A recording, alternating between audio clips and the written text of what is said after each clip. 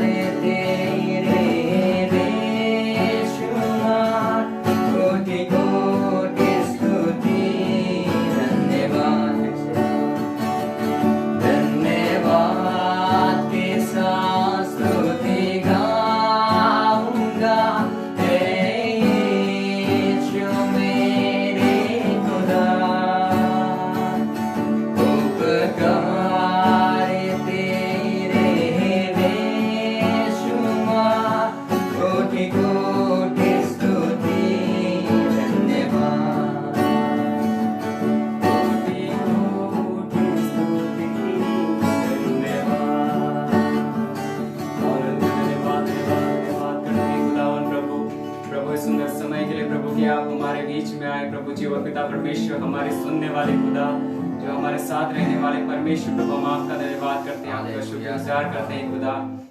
प्रभु जी आज के सुंदर समय को भी प्रभु हम आपके हाथों में सौंपते हैं। प्रभु जी यहाँ पर जितने भी लोग प्रभु आपको देख रहे हैं प्रभु जी, आपके प्रभु जी वचन को प्रभु, आपकी आराधना को प्रभु जी सुन पा रहे हैं पिता परमेश्वर, आपकी आराधना कर रहे हैं प्रभु, उनको ही प्रभु आप अपने सामर्थ्य से, अपने अभिषेक से भर के प्रभु वो आपके वचन को और भी आपकी आराधना प्रभु जी और भी गहराई से कर सके प्रभु। धन्यवाद करते हैं प्रभु, आपकी स्तुति करते हैं परमेश्वर, आपकी प्रशंसा करते हैं प्रभु, धन्यवाद करते हैं प्रभु, आपने हमें शून्य से रचा है प्रभु।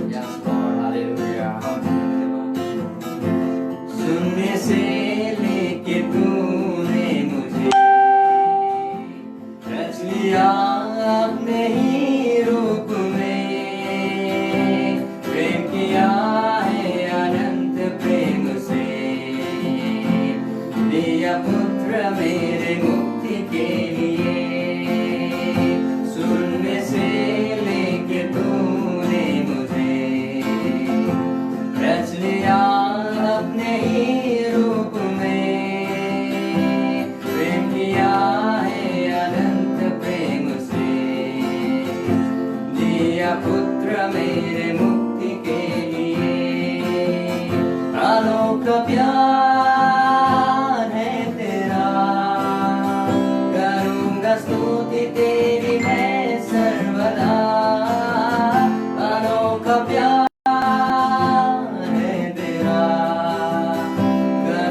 स्तुति तेरी मैं सर्वदा।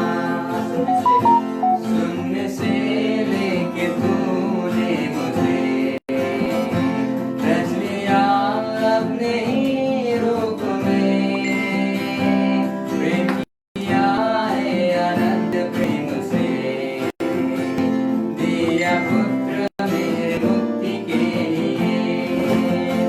अनोखा प्यार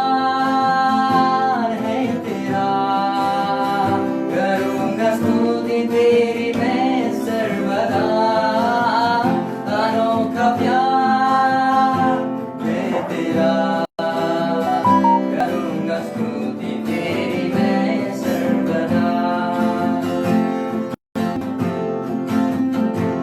जग में आया यीशु स्वर्ग छोड़कर, मेरा सारा दंड से लिया उसने,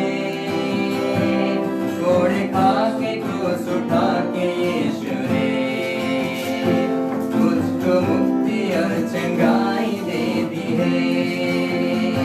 जग में आया यीशु स्वर्ग छोड़कर, मेरे सारे दंड से लिया उसने, घोड़े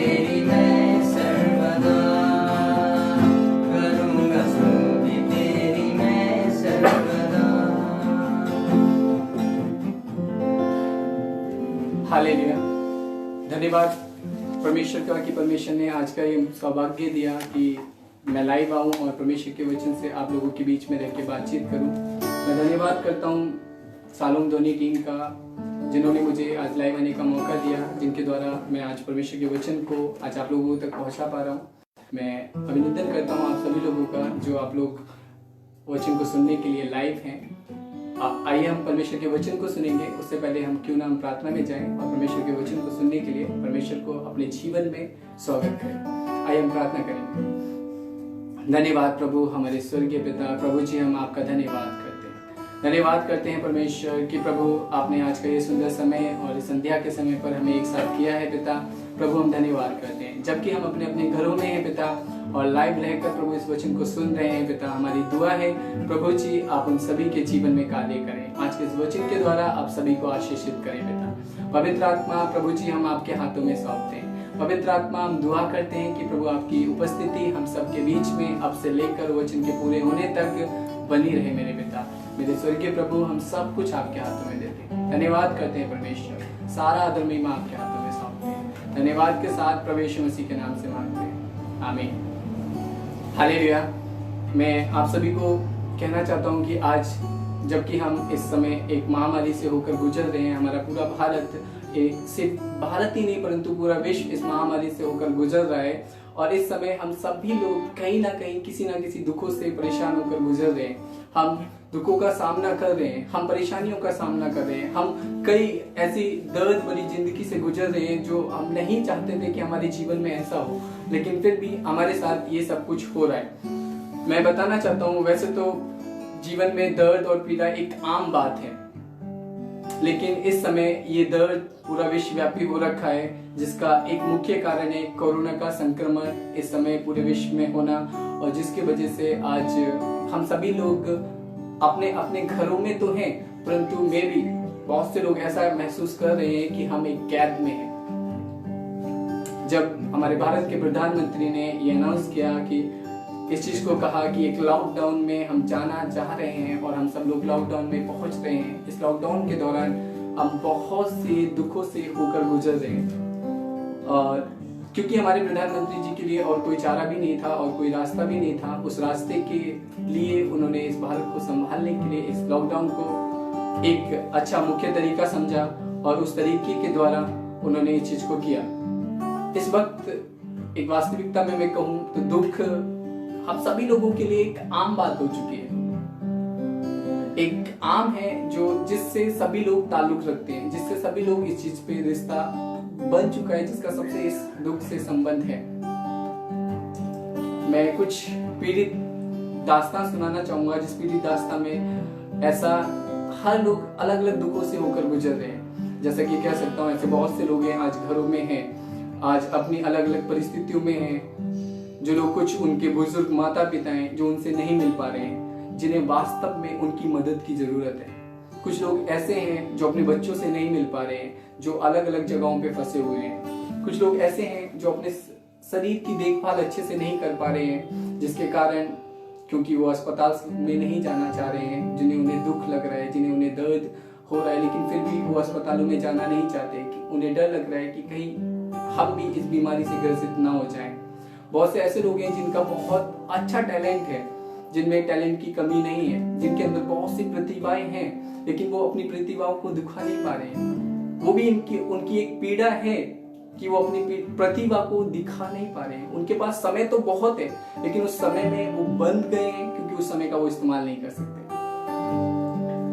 आज प्रकृति बहुत अच्छा है, प्रकृति है, लेकिन उस प्रकृति का हम लाभ नहीं उठा पा रहे क्योंकि हम एक जगह पर कैद हो चुके हैं, हम एक जगह पर बंद हैं। और मैं समझता हूँ ऐसी परिस्थिति में मैंने कुछ लोगों को ये कहते हुए सुना है कि हमारे ऊपर अलग अलग दुखों के पहाड़ हैं, अलग अलग दुखों में हम गुजर रहे हैं। इस वक्त हो सकता है कोई एसी वाले कमरे में बैठा हुआ है और एसी के कमरे में है और फिर भी वो व्यक्ति ऐसा कहना चाहेगा कि मैं बहुत दुखी हूँ, मैंने पिछले हफ्ते में एक कार खरीदी थी, लॉकडाउन होने से पहले मैं उस कार में घूमना चाहता था, मैं उस कार में आगे सैर करना चाहता था, लेकिन मेरे लिए दुख की बात है, एक अच्छी कार खरीदी है लेकिन फिर भी उस कार का उपयोग नहीं कर पा रहा हूँ।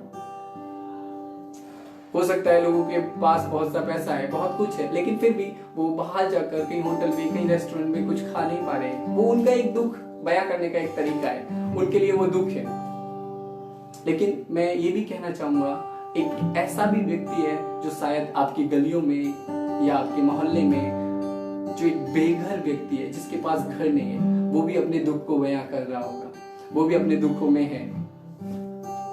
एक रिक्शा चालक, अगर देखा जाए ऐसा है, एक रिक्शा चालक जो बहुत से ऐसे लोग हैं जो रिक्शा चलाते हैं, रिक्शे पे ही रहते हैं, रिक्शे पे ही चलते हैं, उनके लिए भी बहुत बड़ी दुख की बात है। सो मैं कहना चाहूंगा कि आज हर कोई किसी ना किसी दुख से होकर गुजर रहा है, किसी ना किसी दर्द से होकर गुजर रहा है, किसी ना किसी परिस्थितियों से होकर गुजर रहा है। कुछ लोग उस दुख के लिए शिकायत करते हैं, कुछ लोग उस दुख में भी अपने आप को संभाल कर आगे को बढ़ते हैं।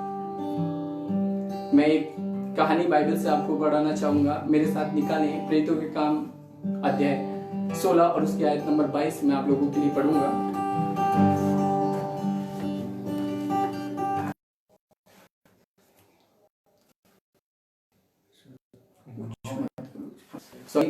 इंटरनेट की प्रॉब्लम की वजह से रुकना पड़ा। मैं आपके लिए पढ़ रहा था प्रेरितों के काम अध्याय 16 और उसकी आयत नंबर 25। आधी रात के लगभग पौलुस और सिलास प्रार्थना करते हुए परमेश्वर के भजन गा रहे थे और कैदी उनकी सुन रहे थे। मैं यह बताना चाहता हूँ, परमेश्वर के दो जन पौलुस और सिलास, जो कि एक वास्तविक दुख की बात बता रहा हूँ। हम हो सकता है अपने घरों में बैठे हुए हैं, हम अपने घर को कैद समझ रहे हैं, लेकिन यहाँ पर हम कैद, ये लोग वास्तविक कैदी बन चुके हैं। ये कैद में है, इन्हें मारा गया है, इन्हें बेंत लगवाकर उन्होंने उन्हें बंदी गृह में डाल दिया और दरोगा को आज्ञा दी कि उन्हें चौकसी से रखे। परंतु देखिएगा कि आधी रात के लगभग पूरे उन्हें मारा गया, उन्हें पीटा गया और आधी रात के लगभग ये लोग बैठकर प्रार्थना करते हुए परमेश्वर के भजन गा रहे हैं। सो मैं बताना चाहता हूं, हो सकता है पूरा विश्व इस दुख से गुजर रहा है, हो सकता है पूरा विश्व इस दर्द से गुजर रहा है, हो सकता है आप और मैं कहीं ना कहीं किसी परेशानी से होकर गुजर रहे हैं। लेकिन इंपॉर्टेंट चीज ये नहीं है कि दुख नहीं, परंतु उस दुख में हमारी प्रतिक्रिया कैसी है। ये मान्य रखता है कि हमारी प्रतिक्रिया कैसी है। इन दो लोगों की पिटाई हुई है, ये दो लोग जेल में हैं, लेकिन फिर भी वो, उनकी प्रतिक्रिया ऐसी है कि वो आनंद मना रहे हैं, और आनंद वो परमेश्वर के साथ बना रहे हैं, वो परमेश्वर के साथ प्रार्थना कर रहे हैं, वो परमेश्वर के साथ आनंद बना रहे हैं। तो मैं आज इसी चीज को आपके जीवन के लिए, मेरा आज का जो टॉपिक है वो परमेश्वर कैसे हमारे दुखों को आनंद में बदल देता है। सो आप लोग मेरे साथ बने रहिएगा और इसको सुनते रहिएगा। जब हम दुखों में होते हैं तो परमेश्वर ने मानव दुख को कैसे दिया और उसकी मानव दुख की प्रतिक्रिया कैसी थी। परमेश्वर हमारे दुखों को समझता है। मैं जानता हूं कि आप सब लोग इस चीज को जानते होंगे कि प्रभु हमारे सारे दुखों को समझता है, प्रभु हमारी सारी परेशानी को समझता है। हो सकता है हम अलग अलग दुखों में हैं, लेकिन वास्तविक दुख हमारे लिए क्या है। हो सकता है हम में से बहुत से लोग सोच रहे होंगे कि कोरोना से अगर मैं ग्रसित हुआ तो मेरी मृत्यु हो जाएगी, मैं मृत्यु के कगार पर पहुंच जाऊंगा। हम लोग में भी डरे हुए हैं या कुछ भी हो सकता है। लेकिन यहाँ इस वचन को मैं आपके सामने रखना चाहूंगा। यदि हम पढ़ें रोमियो अध्याय 6 और उसकी आयत नंबर 23 पढ़ते हैं तो वहां लिखा है कि पाप की मजदूरी मृत्यु है। हो सकता है हम इस शरीर की मृत्यु के बारे में सोच रहे होंगे कि कोरोना के कारण हम शारीरिक मृत्यु से मर जाएंगे, लेकिन बाइबल इस चीज को बताती है कि पाप की मजदूरी मृत्यु है। उस मृत्यु से हमें कैसे बचाया जाए, उस मृत्यु से हम कैसे बचें। जो मृत्यु सिर्फ हमारे शरीर की मृत्यु नहीं है, परंतु एक हमारी आत्मा की मृत्यु है। उस आत्मिक मृत्यु से हम कैसे बचें, मैं वो चीज आपको बताना चाहूंगा कि कैसे प्रभु हमारे दुखों को बदल देता है, कैसे प्रभु हमारे दुखों को जीवन की ओर लेकर जाता है। मैं एक कहानी आपको बताना चाहूंगा। जब परमेश्वर ने अदन की वाटिका में आदम और हव्वा को बनाया, जब अदन की वाटिका में परमेश्वर ने आदम और हव्वा को बनाया तो उसने उन्हें अपने स्वरूप और अपनी समानता में बनाया था। बाइबल बताती है कि परमेश्वर प्रतिदिन उनसे मिलने आता था, परमेश्वर प्रतिदिन उनसे बातचीत करता था, परमेश्वर प्रतिदिन उनके साथ रहता था, उनके साथ बातचीत करने के लिए आता था। लेकिन फिर भी जब प्रभु ने वहां बनाया तो प्रभु ने वहां पर एक आज्ञा उन लोगों को दी, उनसे कहा एक वृक्ष वाटिका के बीच में लगाया और उस वृक्ष का एक फल, उन्होंने कहा कि उस वृक्ष का फल तुम मत खाना, तुम सारा फल खा सकते हो, सारी चीजों को ले सकते हो, लेकिन तुम उस वृक्ष का फल मत खाना। लेकिन एक दिन हव्वा ने उस वृक्ष का फल लिया और खा लिया, यानी परमेश्वर की आज्ञा का उल्लंघन किया, परमेश्वर की आज्ञा को तोड़ा, और जिसका कारण हुआ कि वो परमेश्वर से अलग हो गए, वो परमेश्वर से बिल्कुल दूर हो गए। उन्हें परमेश्वर ने अदन की वाटिका से बाहर निकाल दिया, और जिसके कारण पाप इस जगत में आया। और जिस प्रकार अभी हमने पढ़ा कि रोमियो अध्याय 6 उसके आयत नंबर 23 में कि पाप की मजदूरी मृत्यु है, और इंसान यानी मनुष्य, मानव जाति मृत्यु की ओर बढ़ गई। मैं इस मृत्यु के बारे में बताना चाहता हूँ। हम में से बहुत से लोग सोचते हैं कि जीवन और मृत्यु दोनों एक दूसरे के साथ हैं। जीवन और मृत्यु इस जीवन का एक सर्कल है। मेरे भाई और बहनों, मैं आपको एक चीज बताना चाहता हूँ कि मृत्यु और जीवन एक नहीं हो सकते। जीवन के विपरीत में मृत्यु काम करती है। मृत्यु जीवन का विपरीत है, क्योंकि लेकिन मृत्यु जीवन नहीं है और ना ही जीवन का एक हिस्सा है। मृत्यु जीवन के ठीक विपरीत है। ये जीवन की अनुपस्थिति है, जीवन की कमी है। परमेश्वर ने मनुष्य को जीवन जीने और आनंद के लिए बनाया था, परंतु मृत्यु उसे खत्म कर देती है। मैं बताना चाहता हूं, जिस प्रकार हम कहते हैं कि ज्योति में प्रकाश नहीं ठहर सकता, उसी प्रकार ज्योति में अंधकार नहीं ठहर सकता, उसी प्रकार जो मृत्यु और जीवन एक दूसरे के विपरीत हैं। हम कहते हैं कि ये तो ऐसे ही है, ये जिंदगी है, जिंदगी में आना और जाना ये सब कुछ लगा रहता है, ये जिंदगी है। नहीं, मैं आपको बताना चाहता हूँ, मृत्यु जीवन से हटकर है। मृत्यु जीवन से बिल्कुल अलग है। मृत्यु एक ऐसी चीज है जो हमारे जीवन को खत्म करती है। मृत्यु एक ऐसी चीज है जो परमेश्वर से अलग करती है। लेकिन फिर भी परमेश्वर ने उस दुख को देखा जब हम परमेश्वर से अलग हो गए थे। मैं बात कर रहा हूं दुखों की, क्योंकि हम आज बहुत से अलग अलग दर्द, अलग अलग दुखों से होकर गुजर रहे हैं। लेकिन परमेश्वर ने हमारे एक आत्मिक दुख को देखा कि उसने हमें देखा कि हम परमेश्वर से जब अलग हो गए तो उसने हमारे लिए एक नया रास्ता निकाला, जो कि इस प्रकार है कि जब हम मत्ती की पुस्तक और उसकी आयत नंबर 1 अध्याय नंबर 1 और उसकी आयत नंबर 23 पढ़ते हैं तो उसमें लिखा है, और वैसे उसे इमानुएल कहते हैं, जिसका अर्थ है परमेश्वर हमारे साथ। आप एक बार सोच के देखिए, कल्पना कीजिए, जो व्यक्ति पूर्ण रूप से परमेश्वर था, जो व्यक्ति पूर्ण रूप से परमेश्वर था, जो व्यक्ति पूर्ण रूप से मनुष्य भी था, जिसके अंदर परमेश्वर का हृदय रहता था। हम जब परमेश्वर से अलग हो गए थे तो परमेश्वर ने हमारे लिए एक रास्ता निकाला। हमारा जो दुख परमेश्वर ने देखा, उस दुख से देखने के लिए परमेश्वर हमें निकालने के लिए एक रास्ते को रखा। और परमेश्वर ने जब मत्ती 1:23 पढ़ते हैं तो उसमें लिखा है, जिसका अर्थ है परमेश्वर हमारे साथ, यानी परमेश्वर स्वयं हमसे बात करने के लिए हमारे बीच में आ गया।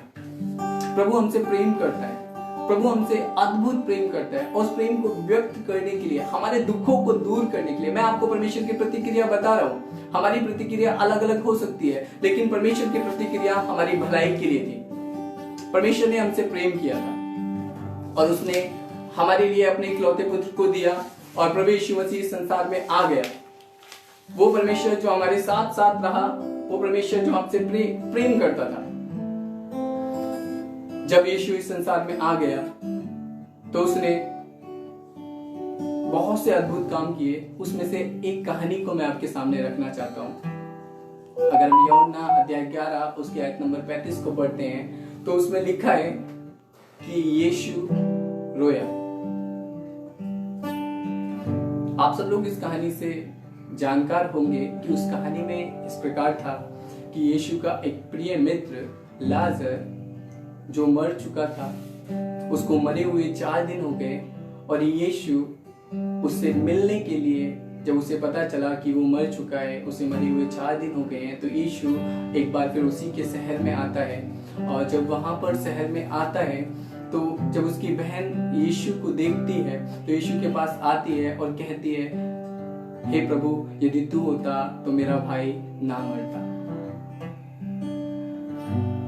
उसी दौरान फिर उसके बाद उसकी दूसरी बहन भी, लाजर की दूसरी बहन भी उसके पास आती, रोती हुई आती है और वो ये आशा रखती है कि हे प्रभु, यदि उससे कहती है कि वो भी एक बार फिर इसी रिपीट्स को करती है कि हे प्रभु, यदि तू होता तो मेरा भाई लाजर ना मरता। यीशु ने उनसे कहा, मुझे उसके पास ले चलो।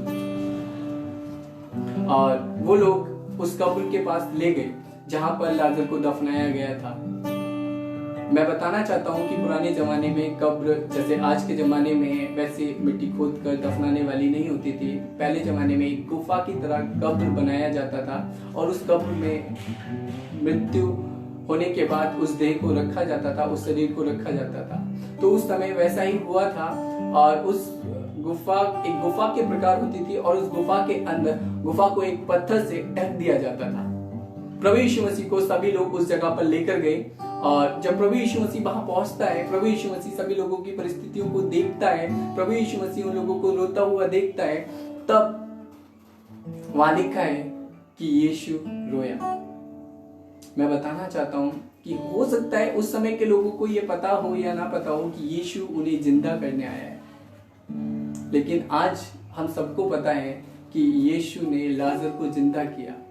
यानी हम ये कह सकते हैं कि यीशु इस बात को जानता था कि वो लाजर को जिंदा करने आया है। यीशु को इस बात को पता था कि वो लाजर को जीवित करेगा। यीशु को इस बात को पता था कि वो लाजर को जीवित करना चाह रहा है, जीवित करने जा रहा है। लेकिन मैं आपके सामने एक प्रश्न को रखना चाहता हूं, जब यीशु को पता था कि वो लाजर को जीवित कर देगा तो यीशु रोया क्यों? यीशु ने क्यों रोना शुरू किया? यीशु ने क्यों वहां पर रोया? मैं जब परमेश्वर के वचन से मनन कर रहा था तो उस समय मुझे कुछ मिला और वो चीज मैं आपके सामने रखना चाहता हूं। यीशु अच्छी तरह जानता है कि वो लाजर को जिंदा करने आए, फिर भी वो क्यों रोए? मैं बताना चाहता हूं कि यीशु सिर्फ मनुष्य ही नहीं था, परंतु उसके अंदर परमेश्वर का हृदय था। वो हमारी सोच के अनुसार नहीं सोचता था। वचन बताता है कि उसकी सोच में और हमारी सोच में बहुत अंतर है। वो हमारी सोच से परे सोचता था। मैं बताना चाहता हूं, हो सकता है उसकी मानवीय आंखें अपने उस मित्र की उस देह को उस पत्थर के पीछे देख रही होगी। वो देख रही होगी कि इस पत्थर के पीछे, जो उस गुफा में जो पत्थर लगा हुआ है, उस पत्थर के पीछे उसका मित्र की देह होगी, उसका शरीर होगा। परंतु मैं बताना चाहता हूं, क्योंकि उसके अंदर एक पिता का हृदय था, उसके अंदर एक परमेश्वर का हृदय था, तो वो एक छोटी सोच में नहीं था, वो बहुत दूर तक सोच रहा था। वो इस चीज को सोच रहा है, वो इस चीज को देख रहा है कि कैसे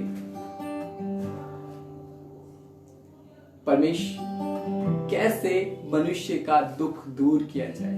क्योंकि वो सिर्फ उस मृत्यु को नहीं देख रहा है, परंतु वो पीढ़ी दर पीढ़ी मरते हुए लोगों को देख रहा है, पीढ़ी दर पीढ़ी खत्म होती हुई पीढ़ियों को देख रहा है, वो जनरेशंस को खत्म होता हुआ देख रहा है। वो उसकी आत्मिक आंखें उस चीज को देख रही है कि बहुत से लोग प्रभु से दूर हो चुके थे, बहुत से लोग प्रभु से दूर थे।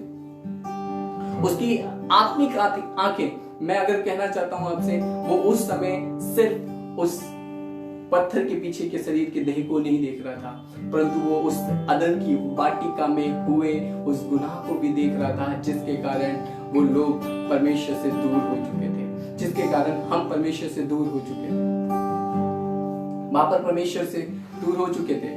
मे भी वो सोच रहा होगा कि वो उन सारी बातों को देख रहा होगा कि जीवन खत्म हो रहा है, वो उस चीज को देख रहा होगा कि आत्मा शरीर से अलग हो रही है, वो उस चीज को देख रहा होगा कि परमेश्वर से लोगों का संबंध अलग हो चुका है, वो उस चीज को संबंध को देख चुका होगा कि लोग परमेश्वर से अलग हैं। और मेरा ये मानना है कि वहां पर इकलौता सिर्फ वही होगा जो इस दुख को देख रहा होगा, जो इस परेशानी को देख रहा होगा, जो देख रहा होगा मनुष्य और परमेश्वर के संबंध को, जो देख रहा होगा एक पिता और एक पुत्र के रिश्ते को, क्योंकि वो एक सच्चा पिता है, वो हमसे अद्भुत प्रेम करता है, उसके आंसू उसके घाव को बयां कर रहे हैं, उसके आंसू उसके दुख को बयां कर रहे हैं। मैं बताना चाहता हूँ एक बार फिर, हम इस लॉकडाउन में अलग अलग परिस्थितियों के दुखों से गुजर रहे होंगे, लेकिन हमारे लिए उससे भी बड़ी दुख की बात यह है, यदि हमारा रिश्ता परमेश्वर के साथ अच्छा नहीं है, यदि हम परमेश्वर के साथ अच्छे रिश्ते में नहीं हैं, यदि आज भी हमारा संबंध परमेश्वर के साथ अच्छा नहीं है, तो हमारे लिए ये सबसे बड़ा दुख की बात है कि हम परमेश्वर से अलग हैं। क्योंकि वो इमानुएल अर्थात परमेश्वर हमारे साथ होने के लिए इसलिए आया था कि हम परमेश्वर के साथ एक हो जाएं। और हाँ, जब यीशु उस कब्र के पास खड़ा हुआ है तो वो रो रहा है, वो उन सारी चीजों को देखकर रो रहा है, वो उन सारी चीजों को सोचकर रो रहा है। मैं बताना चाहता हूँ वो उस समय कब्र पे खड़ा था, लेकिन वो इस बात को भी सोच रहा है कि जब लाजर जिंदा होगा उसके बाद उसके साथ क्या होगा, उसके बाद यीशु मसीह के साथ क्या होगा। वो इस चीज को भी सोच रहा है। उसी के कुछ हफ्तों बाद, उसी के कुछ सप्ताह बाद वो अपने आप को लोगों के हाथ में देने की जा रहा है, वो अपने आप को लोगों को देने जा रहा है, यानी लोगों को अनुमति देगा कि लोग उसे कोड़े से मारेंगे। वो अपने आप को लोगों को देने जा रहा है, लोगों के लिए देने जा रहा है। वो इस मृत्यु से हमें बचाने के लिए इस मृत्यु का मूल्य देने जा रहा है, और इस मृत्यु का मूल्य देने के लिए वो अपने आप को उस लकड़ी पे लटकाने जा रहा है, उन लकड़ियों के टुकड़ों पे अपने आप को लटकाने के लिए जा रहा है। वो इसलिए नहीं कि वो एक मनुष्य था, परंतु इसलिए कि वो एक पूर्ण रूप से परमेश्वर था। वो हमसे अद्भुत प्रेम करता था, उसका हृदय बहुत ही नरम था, उसका खून मिट्टी में टपकने वाला था। और जब हम यूहन्ना में पढ़ते हैं तो यूहन्ना की पत्री में इस प्रकार लिखा है कि उसने कहा पूरा हुआ और उसने अपने प्राणों को छोड़ दिया। हाँ, हमारे इस दुख को दूर करने के लिए प्रभु यीशु मसीह हमारे बीच में आया। हमारे इस दुख को दूर करने के लिए प्रभु यीशु मसीह हमारे साथ आया। उसने हमारे दुखों को दूर करने के लिए हमारे बीच में आकर अपने आप को उस क्रूस पर कुर्बान कर दिया, ताकि वो लाजर जो उस मृत्यु में जाने वाला था, यानी हम सब भी उस मृत्यु में जा सकते थे, हम उस दुख में जा सकते थे, हम उस दुख में पड़ सकते थे, लेकिन उस दुख से निकालने के लिए प्रभु यीशु मसीह इस संसार में आया। अगर हम पढ़ें तो यूहन्ना अध्याय 15 उसके आयत नंबर 13 में लिखा हुआ है कि इससे बड़ा प्रेम किसी का नहीं कि कोई अपने मित्रों के लिए अपना प्राण दे। हाँ, लाजर प्रभु यीशु मसीह का मित्र था, लेकिन भाई और बहनों मैं आपको भी बताना चाहता हूँ कि प्रभु यीशु मसीह हमसे अद्भुत प्रेम करता है। वो हमसे प्रेम करने के लिए आया, वो हमसे प्रेम करने के लिए, हमारे दुखों को दूर करने के लिए हमारे बीच में आया। उसका प्यार महान है, उसका दिल बहुत बड़ा है, और उसके इसी बड़े दिल के कारण वो इस संसार में हमारे लिए आया और उसने हमारे लिए अपने पापों को दे दिया, हमारे पापों के लिए अपने आप को उस क्रूस पर कुर्बान कर दिया। उसका दिल बहुत बड़ा है। मैं ये नहीं कहूंगा कि उसे दर्द की पहचान नहीं थी, उसे दर्द की पहचान थी, उसे उस पीड़ा की पहचान थी, क्योंकि उसने वो सारा दर्द हमारे लिए सहन किया, उसने उन सारे दुखों को हमारे लिए सहन किया। तो मैं कहना चाहता हूँ कि इन दुखों में हमारी प्रतिक्रिया कैसी होनी चाहिए। मैं पौलुस और सिलास के उदाहरण से भी आपको याद दिलाना चाहता हूँ कि पौलुस और सिलास कैदी में थे। पौलुस और सिलास को मारा गया, लेकिन फिर भी उनकी प्रतिक्रिया परमेश्वर के लिए आनंद में थी। उनकी प्रतिक्रिया दुख के लिए नहीं थी, उनकी प्रतिक्रिया परमेश्वर के लिए थी। वो उस दुख में भी आनंद को मना रहे थे, वो उस दुख में भी प्रार्थना कर रहे थे, वो उस दुख में भी परमेश्वर के साथ बैठे हुए थे, वो उस दुख में भी परमेश्वर की महिमा कर रहे थे। इस संसार में एक प्रश्न है कि क्यों हमारे लिए दुख आता है?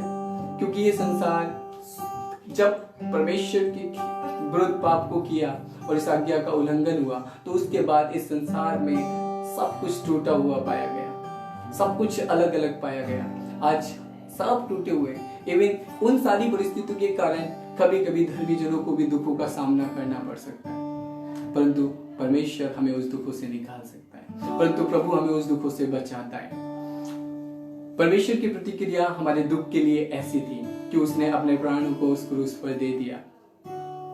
मैं बताना चाहता हूं, जिस प्रकार परमेश्वर ने हमारी प्रतिक्रिया के लिए हमारे लिए अपनी प्रतिक्रिया को दिया, वैसे ही हमें भी अपनी प्रतिक्रिया परमेश्वर के लिए करनी है। अक्सर हम जब भी दुखों में आते हैं हम परमेश्वर से अलग हो जाते हैं। हम लोगों की सुनना शुरू करते हैं, हम इधर उधर की बातों को सुनना शुरू करते हैं और कहते हैं परमेश्वर है ही नहीं, परमेश्वर हमारी प्रार्थनाओं को नहीं सुनता, परमेश्वर हमारे साथ नहीं होता। मैं बताना चाहता हूँ कि जब भी कभी भी आप दुख में जाएं तो सबसे पहले परमेश्वर को अपना दुश्मन ना बनाएं, परंतु परमेश्वर को अपना साथी बनाएं, परंतु परमेश्वर को अपना अच्छा दोस्त बनाएं, क्योंकि परमेश्वर ही हमारी अच्छी ताकत है, क्योंकि परमेश्वर ही हमें संभाल सकता है, क्योंकि वही स्वर्गीय पिता है जो हमसे अद्भुत प्रेम करता है।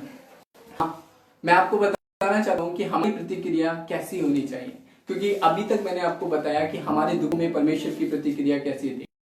आप लोग समझ गए होंगे कि परमेश्वर हमसे कितना अद्भुत करता है, अद्भुत प्रेम करता है। उसने उस प्रेम को पूरा करने के लिए ऐसी प्रतिक्रिया करी कि उसने अपने इकलौते पुत्र को इस संसार में भेजा और परमेश्वर हमारे साथ हो गए। आज इस दुख की घड़ियों में, इस परिस्थितियों में हमें भी परमेश्वर के साथ अच्छी प्रतिक्रिया करनी चाहिए। मैं बताना चाहता हूँ जब भी हम दुखों में आए तो हम परमेश्वर को अपना साथी बनाएं, हम परमेश्वर के साथ जाएं, हम अपने परमेश्वर के पास जाएं, हम उससे मदद की मांग करें, हम उसके, क्योंकि इन दुखों में हमारी सबसे बड़ी ताकत और हमारा सबसे बड़ा सहारा हमारा परमेश्वर है। हम प्रभु के समीप जाएं, केवल वही है जो आपकी परवाह करता है, क्योंकि वही है जो हमारी परवाह करता है। तो सबसे पहले मैं बताना चाहता हूँ हमारी पहली प्रतिक्रिया ये होनी चाहिए कि हम परमेश्वर को अपना विरोधी न मानकर हम परमेश्वर के पास जाएं, हम परमेश्वर के पास जाकर उसे अपना साथी बनाएं, हम उसके साथ रहें तो परमेश्वर हमारी देखभाल करेगा, परमेश्वर हमारी परवाह करेगा। दूसरा चीज मैं आपको बताना चाहता हूँ कि हम परमेश्वर के पास कैसे जा सकते हैं।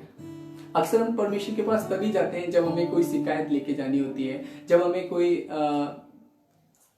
कंप्लेन लेके जाना होता है, या कुछ हमें परमेश्वर के साथ कहना होता है, या परमेश्वर से हमें कुछ मांगना होता है, वरना उसके अलावा हम परमेश्वर के पास जाना पसंद नहीं करते। लेकिन मैं आपको एक चीज बताना चाहता हूँ कि हम परमेश्वर के पास कैसे जा सकते हैं। एक एग्जाम्पल के तौर पर अगर मैं आपको बताऊं, हम भारत के लोग हैं और भारत में रहने वाले हैं, हम भारत के संविधान का उपयोग करते हैं, हम भारत के संविधान के अनुसार चलते हैं। हमारे भारत में हमारी करेंसी रुपया है और हमारा एक पड़ोसी देश है नेपाल। मैं अपने भारत देश के बाद अगर किसी को ज्यादा देश को अच्छा मानता हूं तो वो नेपाल है। इसलिए मैं नेपाल का उदाहरण यहाँ पर दे रहा हूँ। और वो नेपाल देश में अगर हमें जाना होगा तो हम इजीली यहाँ से सारा सामान लेकर या फिर अपनी करेंसी को लेकर जा सकते हैं, क्योंकि हमारी जाने की इच्छा है। परंतु वहां जाकर क्या हम अपनी करेंसी को इस्तेमाल कर पाएंगे? क्या हम अपने रुपए को वहां पर इस्तेमाल कर पाएंगे? नहीं कर पाएंगे, क्योंकि हमें वहां जाकर हमें उसके रुपए को बदलना पड़ेगा। रुपए को बदलकर हमें नेपाली पैसा वहां से लेना पड़ेगा, तभी हम वहां पर उस पैसे का इस्तेमाल कर सकते हैं। तो फिर ये मैं आप सभी को ये बताना चाहता हूँ कि परमेश्वर के राज्य में जाने के लिए, परमेश्वर के भवन में जाने के लिए, परमेश्वर के पास जाने के लिए हमें परमेश्वर के अनुसार जाना पड़ेगा। और परमेश्वर के पास जाने के लिए हमारे पास 3 बहुत अच्छे सुनहरे अवसर हैं। सबसे मुख्य चीज है हम उसके पास बैठकर प्रार्थना करें, हम उसको धन्यवाद की भेंटें चढ़ाएं, हम उसके साथ आराधना करें, हम उसके साथ संगति करें, क्योंकि ये 3 चीजें ऐसी हैं जिसमें हम परमेश्वर को धन्यवाद दे सकते हैं, जिसमें हम परमेश्वर के साथ बैठ के बातचीत कर सकते हैं। हम चाहे परिस्थिति कोई भी क्यों ना हो, जिस प्रकार पौलुस की प्रतिक्रिया बिल्कुल अलग थी, चाहे हमारी दुख परिस्थितियां कोई भी क्यों ना हो, हम उन सारी परिस्थितियों में हम परमेश्वर का धन्यवाद कहना ना छोड़ें, हम परमेश्वर को धन्यवाद करें, हम परमेश्वर का धन्यवाद करते रहें। और मैं आपके सामने एक और वचन को रखना चाहता हूँ, रोमियो अध्याय 8 और उसकी आयत नंबर 28। जब हम पढ़ते हैं तो वहां लिखा है, और हम जानते हैं कि जो लोग परमेश्वर से प्रेम रखते हैं उनके लिए सब बातें मिलकर भलाई ही को उत्पन्न करती हैं, अर्थात उन्हीं के लिए जो उससे उसकी इच्छा के अनुसार बुलाए हुए हैं। चाहे मैं बताना चाहता हूं कि आज के टाइम पर परिस्थिति कोई भी क्यों ना हो, लेकिन यदि आप और मैं परमेश्वर से प्रेम रखते हैं, यदि आप और मैं परमेश्वर के पास जाते हैं, यदि आप और मैं परमेश्वर का धन्यवाद करते हैं, उसके साथ प्रार्थना करते हैं, उसके लिए आराधना चढ़ाते हैं, तो मैं बताना चाहता हूं कि परमेश्वर हमारी सारी बातों को मिलाकर भलाई को उत्पन्न करना चाहता है। परमेश्वर इन सारी परिस्थितियों को बदलना जानता है, क्योंकि परमेश्वर के लिए कोई भी काम असंभव नहीं है। मैं आपको 2 उदाहरणों को देकर अपने इस प्रचार को थोड़ा समाप्ति की ओर लेकर जाऊंगा। फर्स्ट थिंग, हमारे जीवन में बहुत से तूफान आ सकते हैं, बहुत सी परेशानियां आ सकती हैं, लेकिन हम ये याद रखें कि हमारा परमेश्वर उन तूफानों और उन परिस्थितियों से ऊंचा है। हमारा परमेश्वर उनसे बहुत महान है। अगर हम उत्पत्ति अध्याय 3 और उसकी आयत नंबर 16 को पढ़े तो उसमें लिखा है, फिर स्त्री से उसने कहा, मैं तेरी पीड़ा और तेरी गर्भवती होने को दुख को बहुत बढ़ाऊंगा, तू पीड़ित होकर बालक उत्पन्न करेगी। यहाँ पर मैंने अभी आपको बताया कि हव्वा ने वो फल खा लिया। हव्वा ने जब वो फल खा लिया तो उसने परमेश्वर के विरुद्ध कार्य को किया, और परमेश्वर ने उसे जब कर्ज यानी श्राप को दिया तो परमेश्वर ने, आप देखिएगा कि परमेश्वर हमसे कितना अद्भुत प्रेम करता है। वो हमारे श्रापों में भी हमें जीवन देना चाहता है। देखिए यहाँ लिखा है कि मैं तेरी पीड़ा और तेरे गर्भवती होने के दुख को बहुत बढ़ाऊंगा, तू पीड़ित होकर बालक को उत्पन्न करेगी। अर्थात हमारे दर्द में भी, हमारी पीड़ा में भी परमेश्वर हमें जीवन देना चाहता है। हमारी परेशानियों में भी परमेश्वर हमें जीवन देता है। वहां पर हव्वा को जीवन देने वाला बना दिया। सो परमेश्वर आपसे और मुझसे बहुत प्रेम करता है। यदि उन दुखों में, उन पीड़ाओं में, उन दर्द में हम परमेश्वर के साथ आगे बढ़े तो परमेश्वर हमें उस जीवन को देना चाहता है। परमेश्वर हमें उस आनंदित जीवन को देना चाहता है। ईश्वर हमसे बहुत अद्भुत रीति से प्यार करता है। एक और एग्जाम्पल को मैं दूंगा। अगर हम हन्ना को देखते हैं, हन्ना के जीवन को देखते हैं, हन्ना एक ऐसी स्त्री थी जो बांझ थी, जिसके कोई पुत्र नहीं था, जिसकी कोई संतान नहीं थी।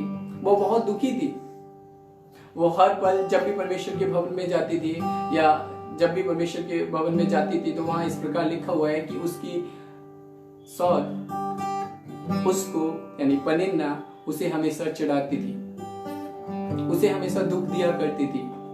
लोग उसे चिढ़ाते थे, लोग उसे दुख दिया करते थे। लेकिन हन्ना को एक दिन एहसास हुआ, जिस प्रकार वो हर पल परमेश्वर के भवन में जाती थी, वो एक बार फिर परमेश्वर के भवन में गई और वहां जाकर उसने अपने सारे दुख को परमेश्वर के सामने उड़ेल दिया, परमेश्वर के सामने बोल दिया, और उसने कहा कि प्रभु तू मुझ पर दया कर। और सिर्फ उसके इस कहने से ही नहीं, हम जब उसमें आगे पढ़ते हैं तो आगे वहां लिखा हुआ है कि जब हन्ना उस भवन से बाहर निकली और बाहर आने के बाद वहां लिखा है कि वो कभी भी उदास नहीं हुई। मैं बताना चाहता हूं हन्ना के विश्वास के बारे में कि उसने क्यों उदास नहीं हुई। क्या उसे उस समय कोई लाइसेंस मिल गया कि हाँ वो गर्भवती हो जाएगी, या फिर कोई स्वर्गदूत ने आकर उससे कहा कि हन्ना मैं परमेश्वर की ओर से आया हूं और तू गर्भवती होगी और तेरे पुत्र उत्पन्न होगा, या फिर वो गर्भवती हो गई थी। उसके पास ऐसा कुछ भी नहीं हुआ था, लेकिन उसको उस दिन उसने ये सोच लिया, उसकी एक प्रतिक्रिया ऐसी थी कि जब मैंने अपने दुख को परमेश्वर के हाथों में दे दिया है तो परमेश्वर मेरी प्रार्थना को सुनेगा, परमेश्वर मेरी सुधि लेगा, और परमेश्वर जब मेरी सुधि लेगा तो मैं इस दुख से निकल जाऊं। और परमेश्वर, हम जब उसमें आगे पढ़ते हैं तो आगे लिखा है कि हन्ना परमेश्वर का धन्यवाद करना नहीं छोड़ती थी। हन्ना परमेश्वर को धन्यवाद की भेंटें चढ़ाना नहीं छोड़ती थी। मैं फिर बताना चाहता हूं, अभी उसके संतान नहीं हुई है, अभी उसे कोई भी एहसास नहीं हुआ है कि उसके संतान होने वाली है या उसके संतान होगी, लेकिन फिर भी वो परमेश्वर में आनंदित होना शुरू हो गई है। वो परमेश्वर में आनंदित है। तो मैं बताना चाहता हूं, जब हम अपने दुखों को, अपनी परेशानियों को, अपनी सारी चीजों को परमेश्वर के हाथों में देते हैं तो परमेश्वर उन दुखों को आनंद में बदल देता है। परमेश्वर उन सारी परेशानियों को आनंद में बदल देता है। परमेश्वर हमारे दुखों को ले लेता है। यहां पर हन्ना के साथ वही हुआ। परमेश्वर ने उसके आनंद को देखा, उस दुख में उसके आनंद को देखा। परमेश्वर ने उसकी परेशानियों को भी देखा, परमेश्वर ने उसकी प्रतिक्रिया को देखा, और परमेश्वर ने उसे एक पुत्र दिया जो एक बहुत बड़ा भविष्यवक्ता बनकर तैयार हुआ। तो आज मैं आपको इन वचनों के द्वारा एक चीज बताना चाहता हूं कि चाहे हम इस लॉकडाउन के सीजन से होकर गुजर रहे हैं, हम अलग अलग परिस्थितियों से होकर गुजर रहे हैं, हो सकता है हम बहुत दुखों से होकर गुजर रहे हैं, हो सकता है आप अपने प्रिय लोगों से नहीं मिल पा रहे हैं, हो सकता है आप एक अच्छे भोजन को तृप्त नहीं कर पा रहे हैं, हो सकता है आप बाहर जाकर खाना नहीं खा पा रहे हैं, हो सकता है आप बहुत कुछ अच्छा नहीं कर पा रहे हैं, लेकिन मैं बताना चाहता हूँ इस समय हमारे पास एक सुनहरा अवसर है। जिस प्रकार हन्ना ने ये आशा नहीं रखा कि जब मुझे पुत्र मिलेगा, जब मुझे संतान मिलेगी तब मैं प्रभु का धन्यवाद करूंगा, नहीं। जिस प्रकार पौलुस और सिलास ने ये नहीं कहा कि जब मैं जेल से छूट जाऊंगा, जब मेरी ये जेल से रिहाई हो जाएगी तब मैं परमेश्वर का धन्यवाद करूंगा, तब मैं परमेश्वर को धन्यवाद करूंगा। और जिस प्रकार परमेश्वर ने एक अच्छी प्रतिक्रिया दिखाई हमारे दुखों के प्रति, हमारी मृत्यु के दुखों के प्रति, उसी प्रकार हमें भी परमेश्वर के प्रति एक अच्छी प्रतिक्रिया को दिखाना है।